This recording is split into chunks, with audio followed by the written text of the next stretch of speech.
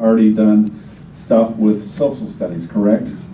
We have revised all of our standards, all of our career tech, foreign language, technology, social studies, science, all of those standards have been in place for years and have been revised periodically. And who's the ultimate decision maker in a child's education? The parent. The parent. So can a parent opt out of Common Core?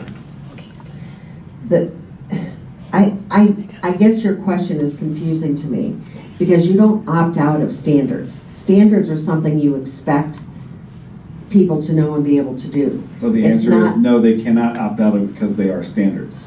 They are state-established standards. So the answer is no, expect. the parents cannot opt out. That's what we expect all of our kids to be prepared to know and be able to do. I would suggest if there are parents who have specific concerns with specific standards that we discuss that, because certainly we want to hear feedback like that, but in general when we're talking about standards as a whole, it's very difficult to understand what the specific question might be. I know you don't have eyes in the back of your head, but I know we have a lot of parents here that are shaking their head. Yes, they want to be able to opt out of this. Standards. We're districts again. Districts can choose curriculum, can choose materials. I have yet to hear any parent point out a specific standard that they said, I do not want my child to be taught this specific thing. And your the government liaison person that's been traveling with us on the tour hasn't reported back to you with all the different parents' concerns on the different standards? Wow.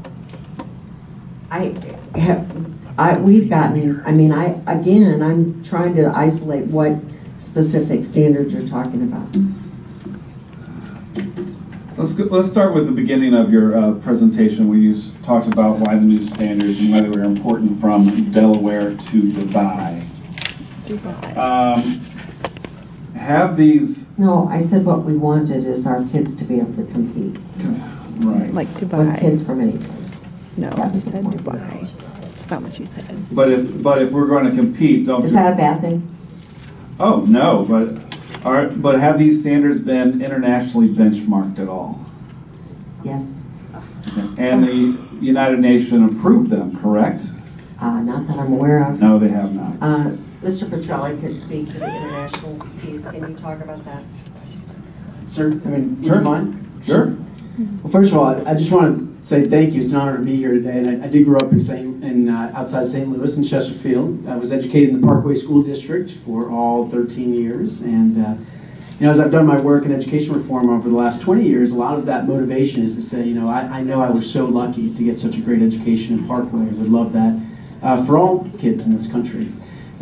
Also, I must say, go Cards. So get that out of the way. The Thomas B. Fordham Institute's been at this for 15 years, grading state standards. And as was noted earlier, Missouri has not had a great record over those 15 years in terms of having clear and rigorous standards, and most states didn't.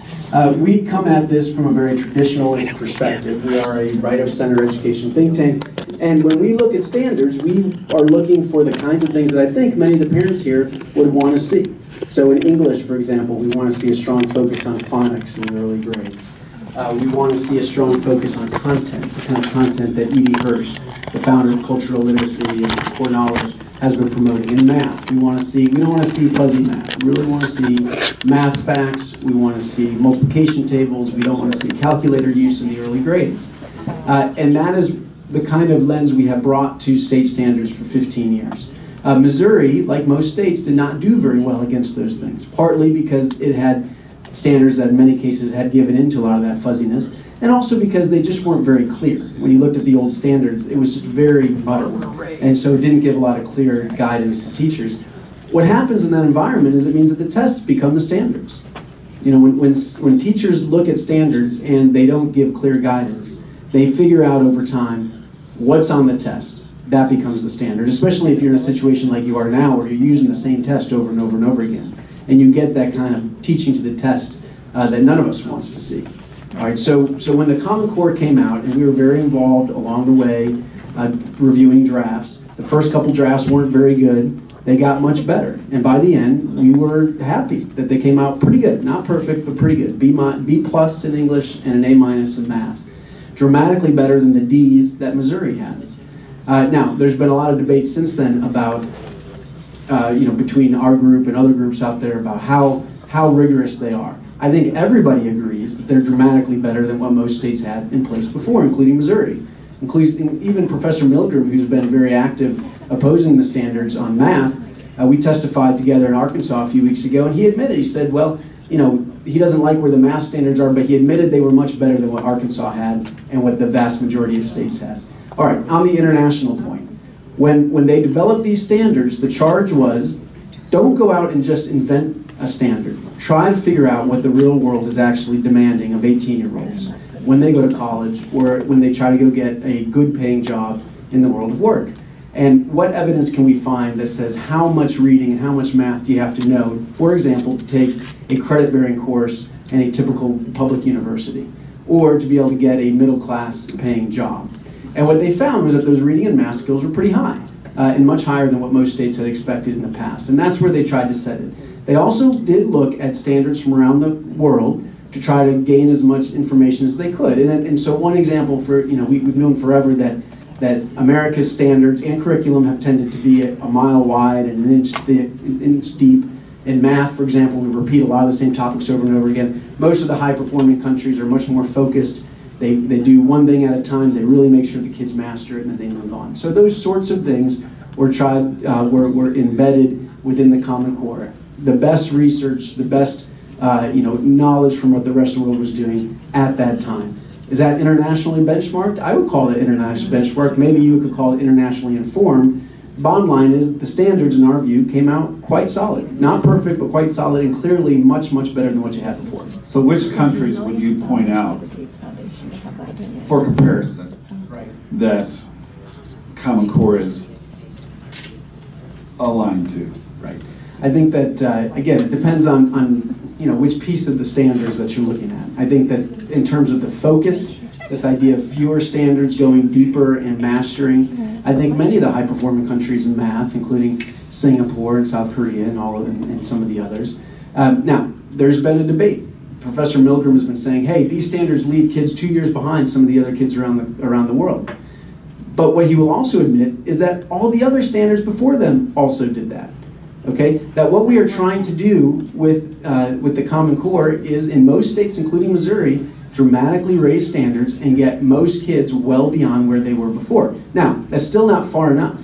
If you want to go major in a STEM field, the Common Core are not going to be enough. They are a floor. Okay, they're not meant to be a ceiling. And for advanced students, for gifted kids, the Common Core are not enough. This is about trying to get more kids to college readiness. The kids who are already there and are going to selective colleges, who are going into STEM fields, need to go way beyond the Common Core. But that was the case for every state standard, including Massachusetts standards before them. Did I mention go-karts? I just wanted to say that again. So earlier you were talking about Massachusetts and them being so great in their educational system and stuff. And we have Dr. Zemba from Massachusetts said that Common Core is designed for a non-selective community college and not for a university level. In the past, we had kids that went from high school to a four-year college, but now we're saying that these Common Core standards are preparing them for a community college. Isn't that a lowering of the standards? Sir, it's incorrect. Jason Zemba has since then said repeatedly, including on our blog, that those quotes were taken out of context. Part of the misinformation campaign that many Common Core opponents have been engaging in. What he said was that these standards will prepare students for four-year colleges or community colleges that have the right to transfer students to those four-year colleges. Okay, so and this is what we're trying to do is say, where do you have to be to avoid remedial education, which I think everybody here would agree we have way too much remedial education going on. Now, as I said before, it's not enough if you're trying to get into the most selective colleges, or if you're trying to go to Rolla, or you're trying to go to places with STEM fields, you need to go beyond that. But that's the same as other state standards had the same situation as well. When we look at comparing us to the rest of the world, do you really think that's apples to apples, or is that because not everyone goes to high school. In Joplin, we had a person who was an engineer who testified. He was from Russia, and he was comparing the Common Core standards to his country. And I was a little alarmed with what he said, and that we are actually lowering compared to his country. And not everyone in his country gets to go to high school. And so when you look at some countries that only the top 20% go on to high school, and when you look at United States, which we measure our best and brightest all the way down to our low incidence kids, I don't think that's a fair comparison. I think that the only thing we could say to that is that the Common Core standards are certainly not, as Mike pointed out, they're simply the floor. That's what we expect all kids to know and be able to do. We hope that many, many kids will go far beyond those standards.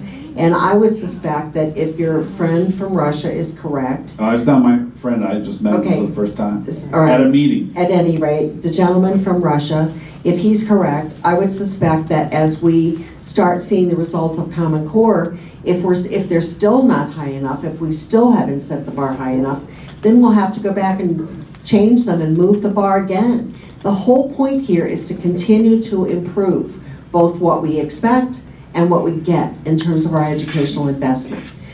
We cannot improve either of those by standing still. And if we don't continue to expect more of ourselves, more of our kids, then we're going to get exactly what we're getting now, which is average or below average results with average or below average potential for our kids to be successful. So if I'm understanding you correctly, if we lower the bar far enough, everyone is successful. I mean, that's what I got, because, you know, in the meetings that we had, I found it very interesting. Our first meeting was at St. Charles Community College, and we heard from a few superintendents. And then our next meeting was at Merrimack Valley. And I thought it was funny how Francis Howell teachers, who has the meeting in the middle of their district, travel to Merrimack Valley because they don't want their superintendents to know that they're testifying against Common Core. The math teacher from Francis Howell that testified said that it is lowering her expectation and is decreasing rigor in her classroom, since you like that word so much. So I found that very odd. And then when we got to Joplin, we had a couple of teachers testify how the current standards of the Show Me standards were more rigorous than the Common Core that is being implemented in their school districts. So I found that very interesting. Sir, can I just one thing is that you know this question of what curriculum local school districts are using is a huge one. As you know, any textbook publisher can slap Common Core aligned on their textbook, and they have done so. And many of them are peddling snake oil. And so the question is, what can we do? And maybe it's not a state role, though. You know, I think it's something you can consider. Some states are going to go further, but if not the state role, then who? To be able to call out those vendors that are selling things that are no good. If somebody's out there saying, you know, 4 times 3 equals 11, school districts should not be buying that curriculum. And likewise, if educators are complaining that the standards are being lowered in their schools, you know, and people are blaming Common Core, I think we need to push back. And I mean, the educators are absolutely right to be concerned about that. There's nothing in Common Core that should be forcing school districts to do that. Look, I know in my school district, when my son goes to school, there are similar concerns that they're using it as an excuse to cut down on gifted education programs or to do less math acceleration. That worries the heck out of me. But there's nothing in Common Core requiring that. They're just using that as some kind of political cover to do these lefty things they wanted to do anyway. So we've got to find a way to turn this energy among the parents to say, rather than pull back on Common Core, which isn't going to do any good, is to push back on school districts and say, where in these standards does it say to lower your expectations or to cut down on acceleration? All right, so to sum up this realm of questioning before I get on to another segment, we have a lot of people, 90% Mr. Morris, Representative Morris's district, may have so many people. I have teachers, some administrators, some school districts pushing back, questions from the Delphi meetings from parents not being answered, It really, there's so many holes